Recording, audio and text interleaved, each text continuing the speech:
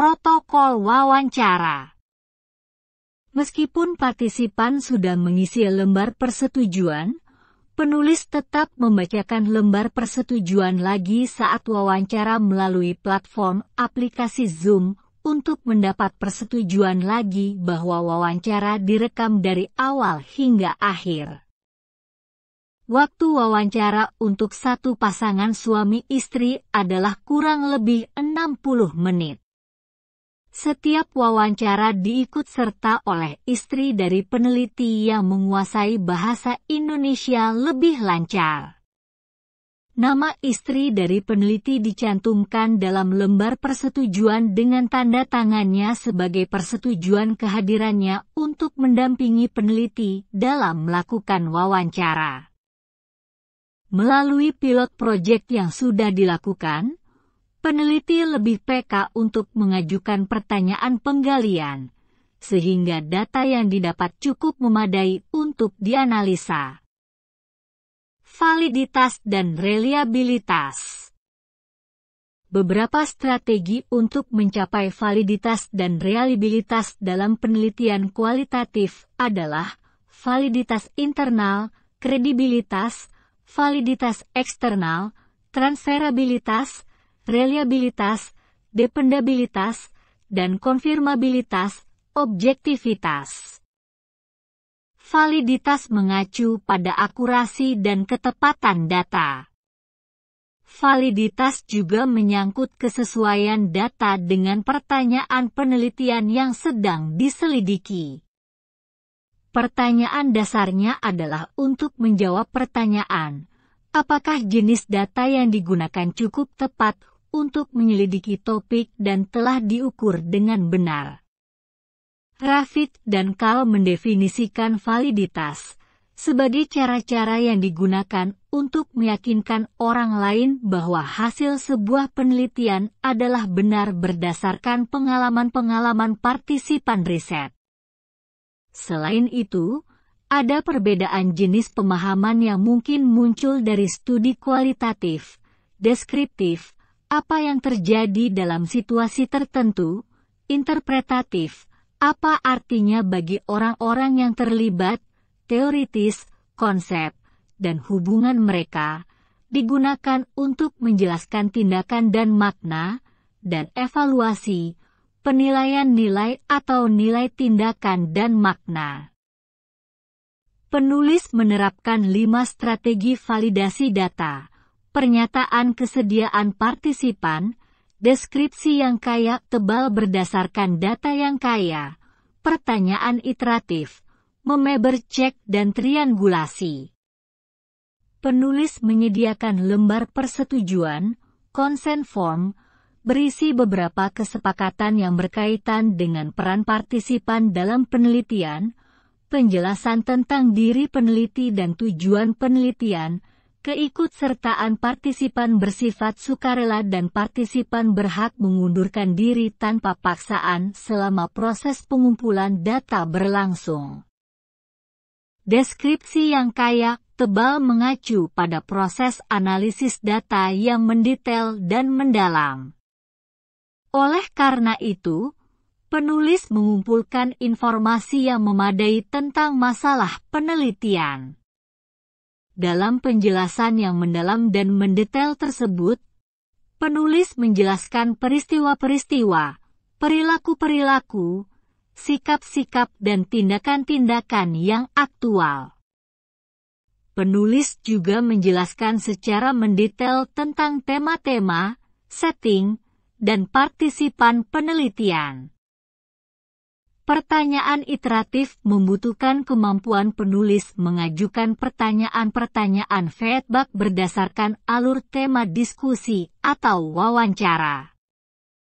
Pertanyaan-pertanyaan tersebut diajukan untuk mengkonfirmasi apa yang telah disampaikan partisipan selama proses wawancara. Pertanyaan-pertanyaan dapat diajukan selama proses wawancara, tetapi juga dapat diajukan pada akhir wawancara dengan tujuan untuk memastikan bahwa apa yang telah dipahami penulis sama seperti yang dimaksudkan oleh partisipan. Untuk menguji validitas hasil penelitian ini, sebagai member cek peneliti telah mengirimkan hasil analisis data kepada masing-masing partisipan. Mereka menyampaikan kepada peneliti bahwa kontennya sudah sesuai apa yang mereka sampaikan dalam wawancara. Sebagai triangulasi, peneliti juga menanyakan pertanyaan riset yang sama kepada satu hamba Tuhan dan satu majelis di gereja.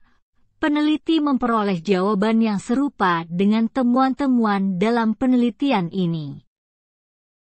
Prosedur analisis data. Sebuah naratif berkaitan dengan sebuah kisah. Sebuah kisah dapat diceritakan melalui wawancara. Biasanya, naratif diharapkan berkontribusi dalam analisa data untuk hal berikut. Pertama, memiliki beberapa tujuan tertentu. Tujuan tersebut dapat ditangkap melalui pesan moral atau bisa juga sebuah catatan keadaan pribadi. Apapun hal-hal yang ditemukan dalam narasi itu harus mengarah ke suatu tujuan. Kedua, berisi alur kisah yang menghubungkan masa lalu hingga masa kini. Biasanya setiap perkembangan dan perubahan dari peristiwa masa lalu yang diceritakan terkait secara eksplisit dengan masa kini. Ketiga, melibatkan orang.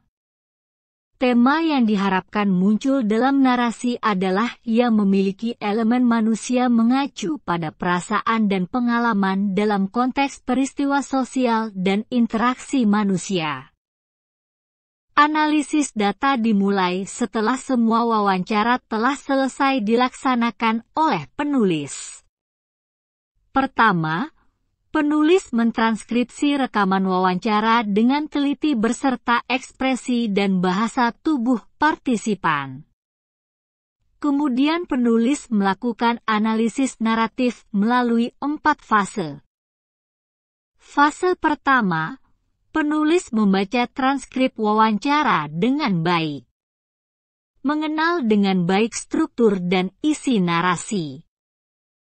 Fase kedua, penulis meringkas transkrip wawancara dalam bentuk narasi. Identifikasi fitur-fitur kunci narasi, seperti bagian awal, tengah, dan akhir. Mengenali isu-isu kunci dalam teks. Membuat hubungan-hubungan antara bagian-bagian dalam teks. Fase ketiga, penulis menginterpretasi narasi. A. Struktur dan suasana, menganalisis struktur dengan mengidentifikasi bagian-bagian utama narasi dan bagaimana mereka saling berhubungan.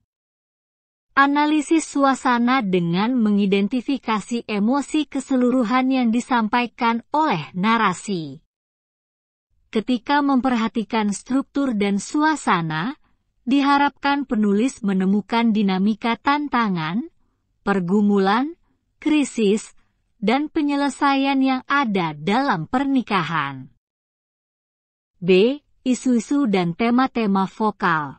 Sementara beberapa tema utama dapat ditemukan, kenali narasi inti, misalnya sebuah tema yang menonjol, yang menyusup seluruh teks dan bermakna.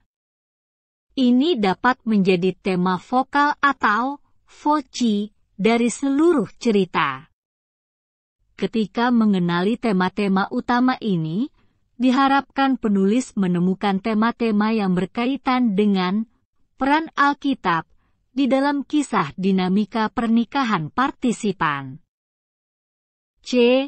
Elemen-elemen lain. Elemen-elemen naratif lain bisa dianalisis seperti penggambaran dan metafora yang digunakan, kepercayaan dan nilai-nilai yang penting, konteks pribadi dan sosial dari narasi tersebut. Fase keempat, penulis membagi narasi. Menentukan bagaimana menuliskan kembali pada bagian awal, tengah, dan akhir dari narasi. kemudian mengisahkan setiap bagian dan menentukan tema-tema dari setiap bagian tersebut. Bagian awal, tengah, dan akhir diberi judul yang biasanya berkesinambungan. Sesudah menyelesaikan semua fase, penulis melaporkan kesimpulan dari hasil penelitian tentang peran Alkitab dalam pernikahan dengan pasangan yang salah satunya berlatar belakang non-Kristen. Kesimpulan: penggunaan studi naratif ini untuk mencari tahu bagaimana peran Alkitab di dalam pengalaman pasangan suami istri dengan latar belakang non-Kristen menjalin relasi cinta kasih sampai pernikahan terkini. Partisipan yang hadir dalam penelitian ini dipilih dengan purposeful sampling dengan maksud untuk mencapai hasil penelitian diinginkan. Penulis juga memaparkan subpertanyaan yang telah disiapkan untuk mengarahkan partisipan menjawab pertanyaan utama. Etika dan cara wawancara telah dijelaskan dalam protokol wawancara. Proses mendapatkan izin penelitian telah dijelaskan dalam prosedur penelitian. Validitas dan reliabilitas dibahas secara singkat. Prosedur analisis data sesuai dengan panduan yang ditulis oleh Michael Murray. Bab 4.